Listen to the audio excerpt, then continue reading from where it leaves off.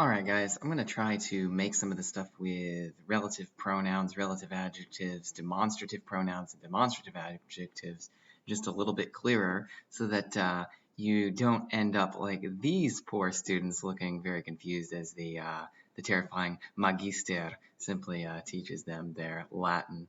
So, if you remember the other day I talked to you guys about these relative pronouns, and these are used in sentences like there is a boy who loves a girl, right? These introduce a new dependent clause which and this clause will refer back to the something in the main sentence, all right? So notice there is a boy est puer who qui puellam amat.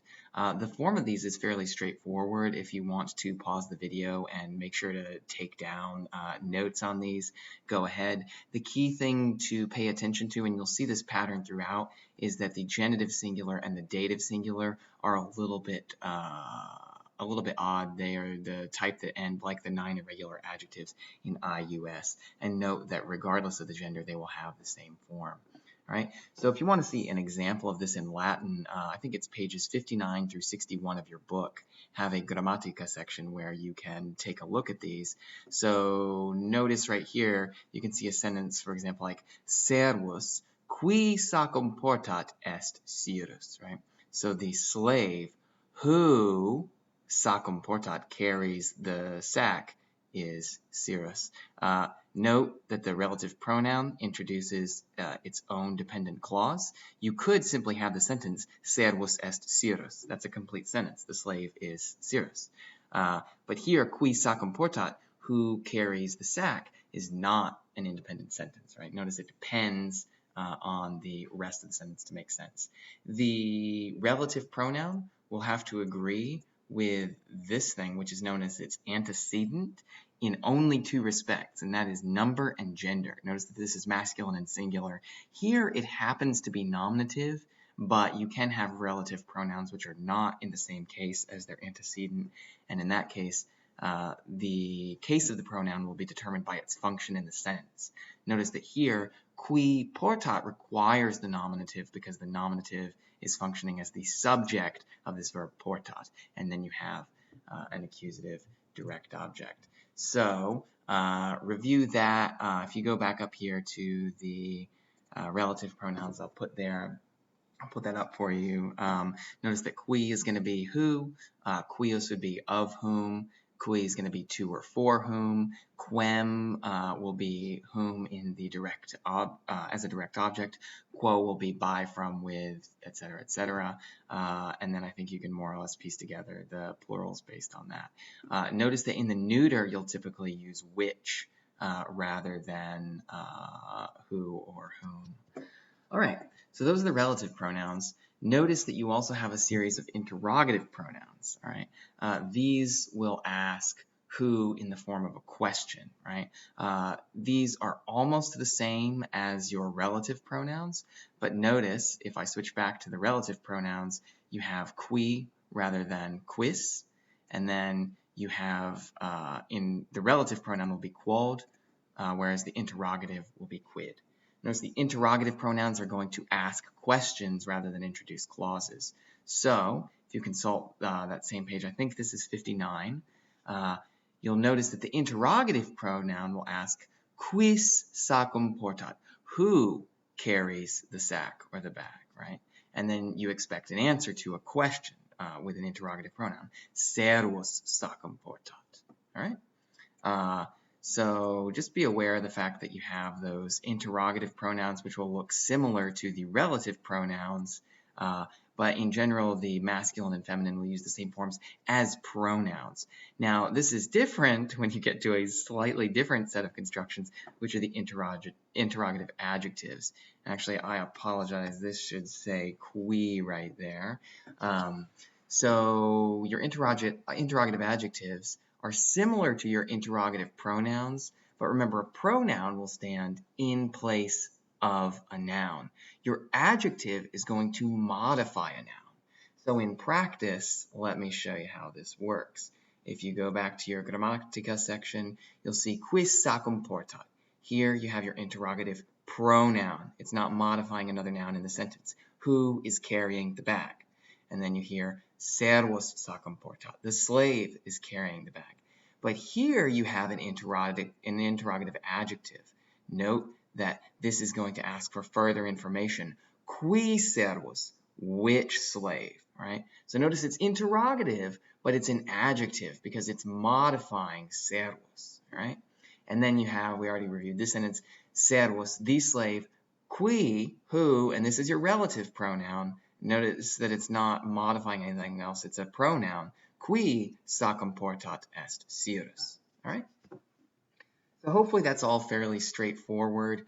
Don't get too intimidated by the differences between the relative pronouns, the interrogative pronouns, and the interrogative adjectives, because I think that you should, in context, be able to determine what you're looking at, and it shouldn't really pose any serious obstacle to translation as long as you remember as long as you're able to identify the basic morphology of the forms and are also able to understand what case they're in and translate accordingly.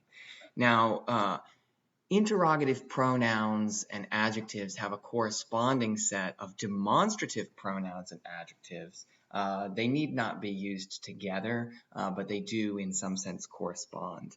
Now, hic, hike, and hoc will mean this. These can be used independently, such as hic est medus, this is medus, or alternatively you can use these in conjunction with a noun. So if you go back here, let's see if we have any hic, hike, or hawk. Not in this one, nor in this one. Oh, this isn't looking good. Forget about that. Okay, so no hic, hike, or hawk, but these function exactly like ise and id and ile, illa, illud. So hic, hike, and hawk, this, they can be used independently or with another noun, right? So hic, this or this man, huius, of this or of this man, huic, to or for this or to or for this man, hunc, this or this man as the direct object, and then hoc, notice a long O right here, hoc, by, from, with, etc., this or this man, all right? Is, ea, and id will function pretty much the same way. Note that again you have demonstrative pronouns and demonstrative adjectives. The demonstrative pronoun is in effect when the word is used by itself. So if is occurs or ea occurs in a sentence by itself without another noun to modify, then it's a demonstrative pronoun. Otherwise, it may be used to modify another noun, in which case it's an adjective.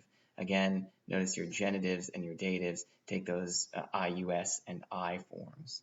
So if you look here, you can see an example in this sentence of the use of is or ille as a demonstrative adjective. Is or ille servos sacam portat. That man, or that slave, sorry, carries the bag. Okay? So you can see this again, Julius eum or illum servum vocat. Julius calls that slave. But if you had an example where servum were omitted entirely, you would have Julius vocat eum, Julius calls him, right? You'd use a pronoun rather than an adjective in that case. Notice, let's see, right here, Julius dominus eius servi est, Julius is the master of that slave, all right? But if you didn't have servi there, you'd have Julius is the master of him, okay? Notice that I didn't show you the forms of ille, but this functions almost exactly as is, ea, or id. Ille is a little bit stronger and has a tendency to point more strongly to something in the world. Remember that in Latin, demonstrare means to point out or to show. And so demonstrative pronouns, demonstrative adjectives are indicating a specific thing in the world. Is servus, that slave. Ea femina, that woman. Hic servus, this slave. Ea, or haec femina, this woman, etc., etc. All right. So again, if you would like to copy out these forms, it's a generally good idea. A lot of these are presented in the back of your book, but do note that in the grammatical sections of the book I gave you, the position of the accusative has been altered to be right behind the nominative. If you look back at the Grammatica section on pages 59 through 61, I'll translate a little bit of this with you just to make sure you have the hang of it. So if you start right here at 144, you see Julius servo malum dat. Julius gives an apple to the slave. Cui servo? To which slave? Think carefully. Is this your interrogative pronoun or adjective? You're hopefully saying right now that that's the interrogative adjective because notice it's modifying servo, right? If servo weren't there, then you'd have the pronoun. Cui would simply be to whom, right? Then you have servus cui Julius malum dat. Note right here that you have an example of a relative clause, and notice that cui has to agree with servus in number and gender, but the case is different. Even though these are referring to the same thing, case is different here because cui needs to be in the dative case for the grammar of its clause. So the slave to whom Julius gives dot the malum, the apple, est syrus. Again, servus est syrus could be an independent sentence, but the relative clause serves to contribute more information. All right, and then notice Julius ei or illi servo malum dat. Julius gives an apple to that slave. Again, if you were to scratch out servo there, then you'd have Julius dot malum ei or illi, and in that case you'd have a pronoun rather than an adjective. Julius gives the apple to him. Okay?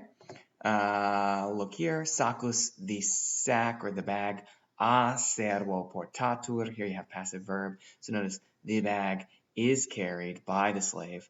A quo servo? By which slave? Hopefully you note by now that this is the interrogative adjective rather than the pronoun. If you had no servo there, then you'd have the pronoun a quo, by whom. But instead, because you do actually have servo there, you then have by which slave. Servus, the slave, a quo, by whom the sacus portatur, the sack, is carried, est syrus. Again, just to make sure that this is clear, quo has to agree with servus in number and gender, but its grammar will be determined by its function within the clause that it introduces. So the slave by whom in the ablative the sack is carried is syrus. Okay, this will work the same sort of way for the feminines. So notice ancilla abest, the slave girl is gone. Quae ancilla, which slave girl? No, interrogative adjective rather than the pronoun. All right, so which slave girl? The ancilla quae abest est syra. Right, the slave girl who is gone is syra. Ea or illa ancilla abest. That slave girl is gone. If you didn't have slave girl here, you'd simply have ea or illa translated as she is gone, right? Ea abest would be she is gone, or illa abest, she is gone. But since you have ea or illa ancilla, that slave girl is gone, right? We'll do one more. Julius ancillam vocat, right? So Julius calls the slave girl. Quam ancillam, which slave girl? The ancilla quam Julius vocat est syra. Right here, make sure that you identify how much of this is your relative clause. Quam refers back to its antecedent ancilla. This needs to be feminine and singular, but it's in the accusative case because you have a nominative and a verb, so you have a subject and a verb, and then this verb is transitive, so you have a direct object in quam, so it's an accusative case. Julius eam or illam ancillam vocat. Julius calls that slave girl. But note, again, if ancillam weren't there, you would simply have Julius calls her. All right? Hopefully most of this is clear. If it's not, come see me with any questions either in the morning after school or even at fourth period lunch. All right, walete omnes.